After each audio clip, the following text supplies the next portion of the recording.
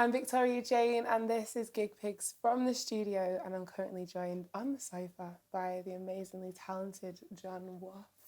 How are you feeling being in Manchester today?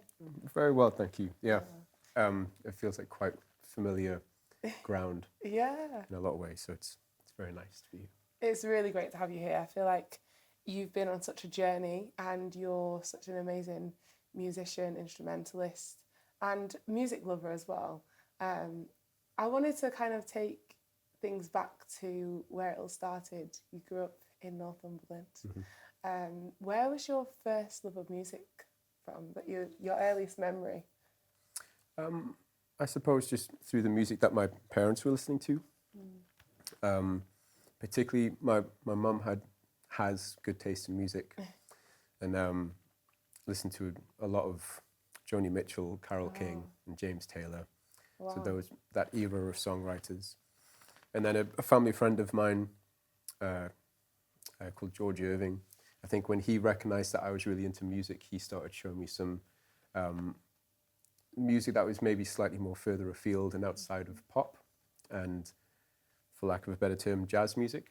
And I think this happened to coincide with when I started taking saxophone lessons, which is purely circumstantial to being at school. Wow. That opportunity was just part and parcel of there being a music department at the middle school that I went to. And so it happened, I suppose, through family and then just my education, and that was a huge part of my childhood, music education. It's crazy that that was the point that the sax came into your life and was quite a pivotal moment. And had you played any other instruments before the sax? I took piano lessons beforehand, okay. but just at primary school. And but I think it was when I started taking saxophone lessons when I realized that there was something special there and something for me to pursue. But I was like any other child, though I liked football and video games and everything else. But I was very fortunate that playing the saxophone and playing music gave me a really strong sense of identity. And I think that's a common ground amongst most, dare I say, all of the musicians that I know who started playing when they were younger. Throughout their teen years, it gave them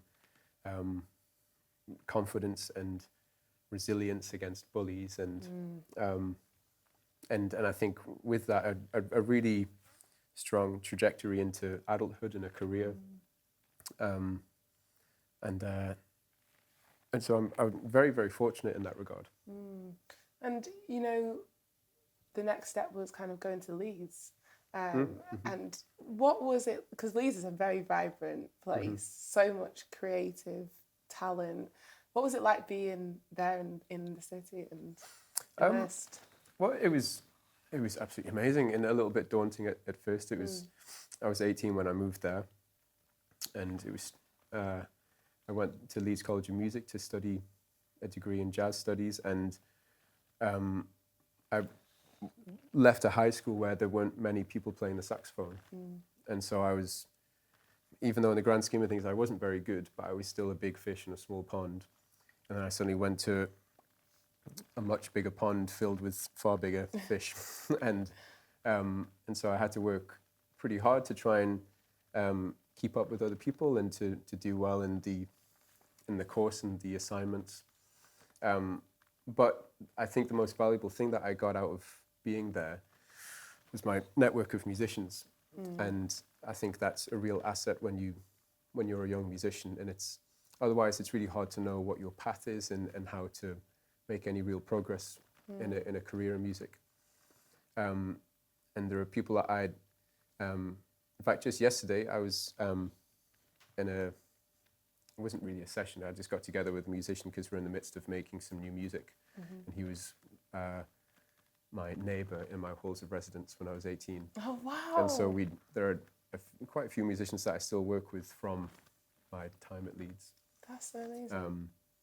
And so it was a very, very pivotal few years. And I stayed in Leeds for another 3 years after my degree and lived there. And I just wanted to stay with my people. And I was playing in, I had maybe 5 or 6 different bands playing different styles of music with different people, and coming across to Manchester a fair amount, playing at Matt and Fred's, and so it was a really special time, and so I'm very grateful that I can look back on my late teens and early 20s, and I can look back fondly.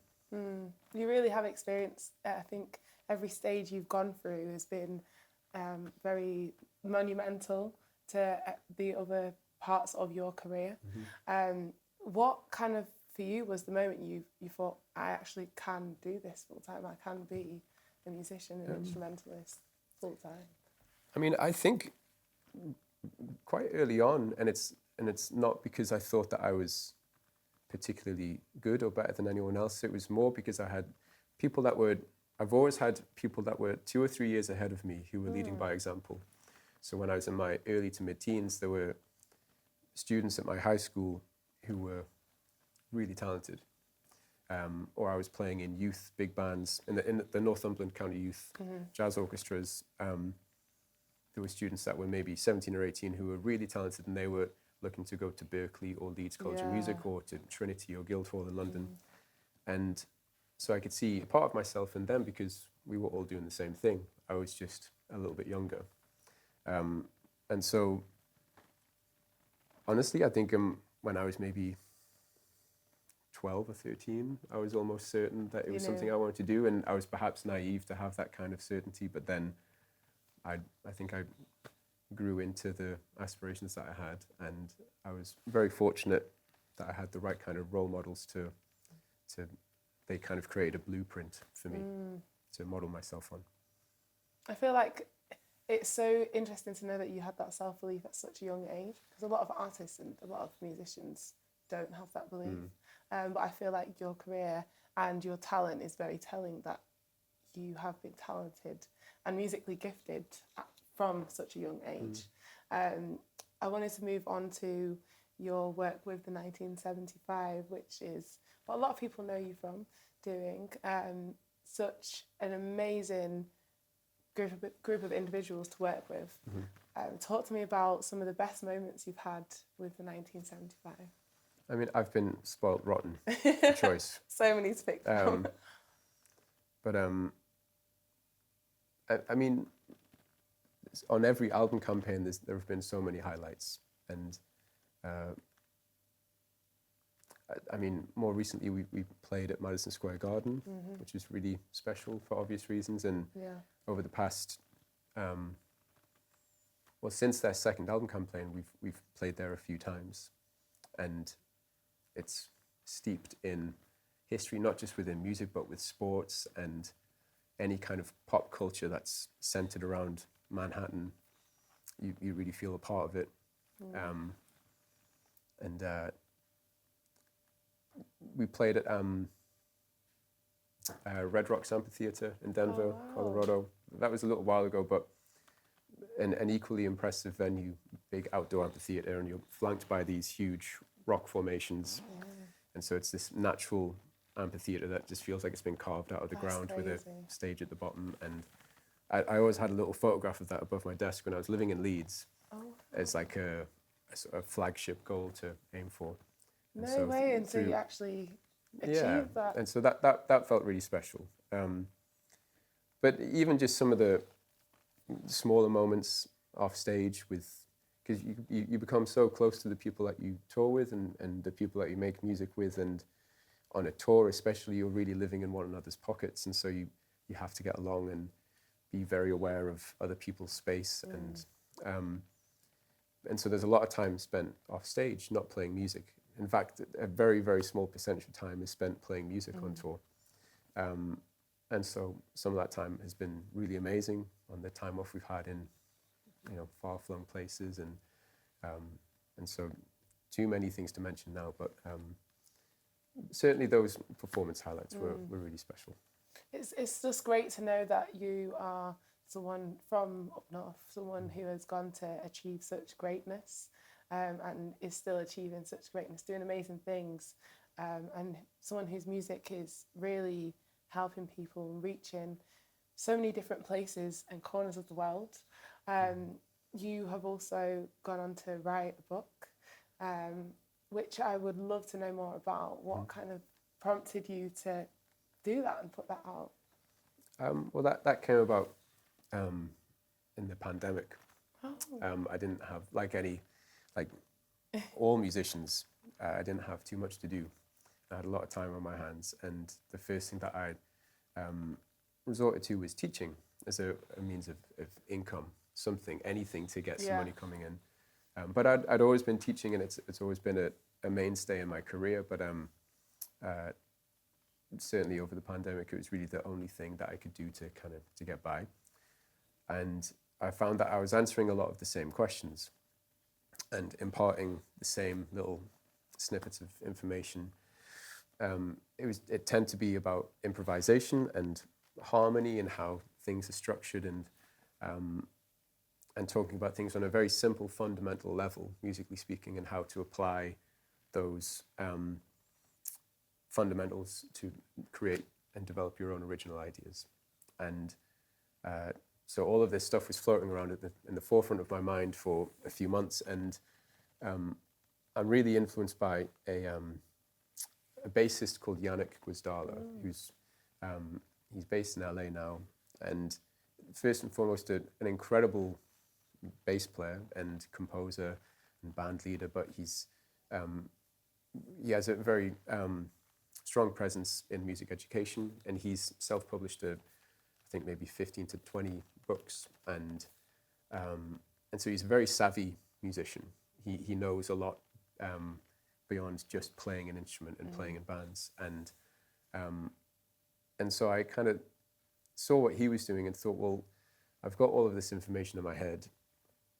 There's at least a handful of people that are coming to me on a regular basis to hear me talk about it. So I just started to write it down, and I put things in order, and within maybe an hour or so, I had things that were categorized into what could potentially be chapters with a little bullet point list underneath each heading to elaborate on.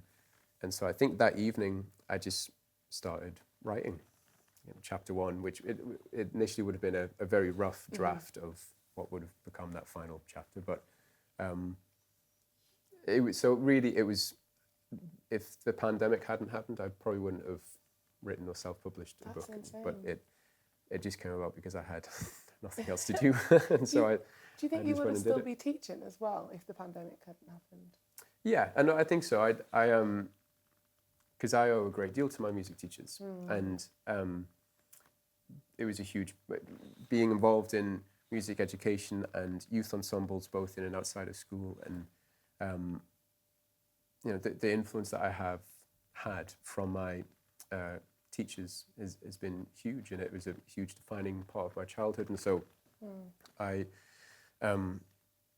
see it as part of a duty, I think, to teach and to remain a teacher. And it doesn't have to be my main thing that I'm known for. I still want to be playing music more than I am talking about it. This is still wonderful though, so I'm happy to talk to you about it all. But I think I definitely still have been teaching. I tend to schedule it between tour campaigns so that I'm because it's kind of hard to keep up with when you're traveling and on tour. I know you keep a good balance of everything. I think you have so much going on.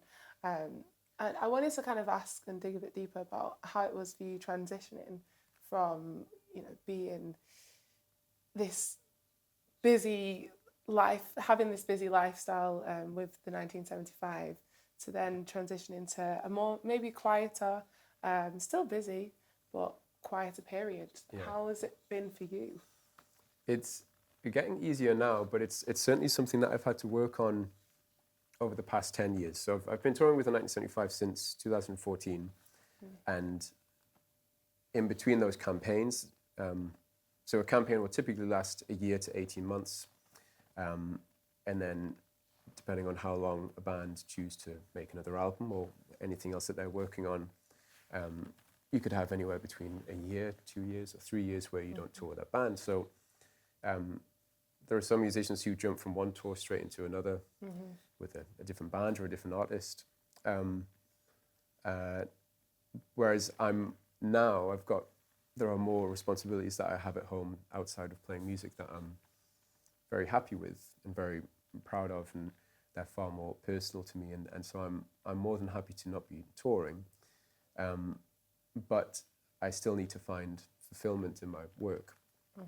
And so it takes a long time to build up that work and to find a kind of work that you're really happy and inspired by. And I can remember once, if I was coming home from a 1975 campaign early on,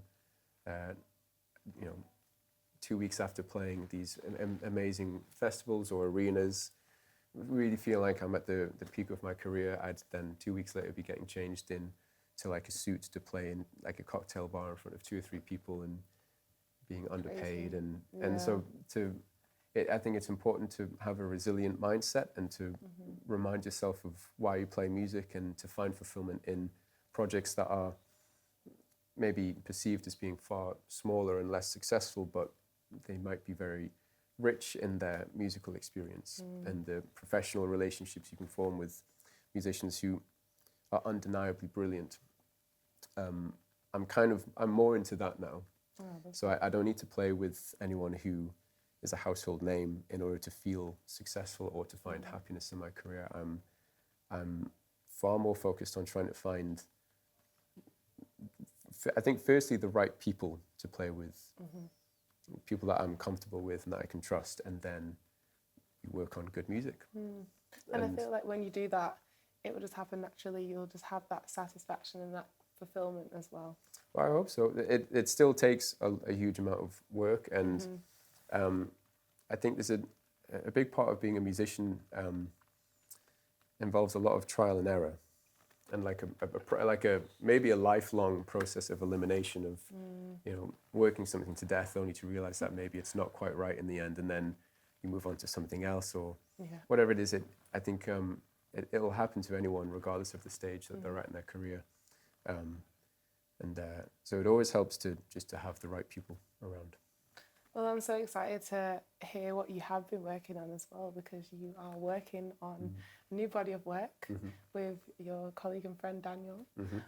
Talk to us about that and what people can expect from this. Yeah, well, both Daniel and I are huge fans of a guitarist called Bill Frisell and a drummer called Brian Blade, who leads the Fellowship Band. And they make what I suppose you'd call jazz music, but it's hard to really pigeonhole the music as at that. It's kind of like, it's just American improvised instrumental music. That's the only way I can describe it. It has this Americana undertone to it. There's like a confidence in it being played quietly. There's an intensity to it being played with far softer and more delicate dynamics, and there's so much focus on tone and the placement of notes and feel, and I think we've found a huge amount of inspiration in listening into that kind of music and trying to emulate that sound in our own ideas, and so we're what you'll hear today is a stripped back version of what we're working on in the studio, but in a bit of time, hopefully you'll hear them, come to life with a full band. So excited to hear. Honestly, it's been such a pleasure talking to you, and I'm just really, I feel like compelled with your story. It's really nice to hear you talk about your journey and what you've been through, and I think a lot of artists, a lot of people will be able to relate to you. I wanted to ask, is there any advice you would give to some artists, instrumentalists, musicians who would love to kind of take that journey, but are still kind of not sure where to go? Yeah, I think it comes down to people again. I think in its purest form, good music and good art is about people before anything else. And you're always going to meet people along the way that try to be clever, and they'll try and give it a name, or they'll market it a certain way. They'll be adamant on monetizing it and whatever they want to do with it. Whereas ultimately, I think most of the happiness and fulfillment comes from the not only your working relationships with the right kinds of musicians, but sharing it to the right kind of audiences. And I think just having conviction in your own identity, first and foremost, is what will set you apart from anyone else. Just try to seek inspiration from the right places, I suppose. What's the last thing that inspired you, actually, talking about inspiration? I mean, in light of the music that me and Daniel are writing, probably the musician Bill Frisell. I think he's a really good example of, I suppose, what I'm trying to articulate. He seems, I don't know anything about him really, but his whole demeanor seems so calm and self-assured, and he has this quiet confidence, which I think after working in pop music for 10 years, you kind of grow tired of loud arrogance. And so I like quiet confidence. I'm hoping that spot comes across in the music as well. I'm sure it will. But yeah, Bill Frisell, you should check him out. He's amazing. Amazing. Well, thank you so much for joining us today. Make sure you check out John's From the Studio live session.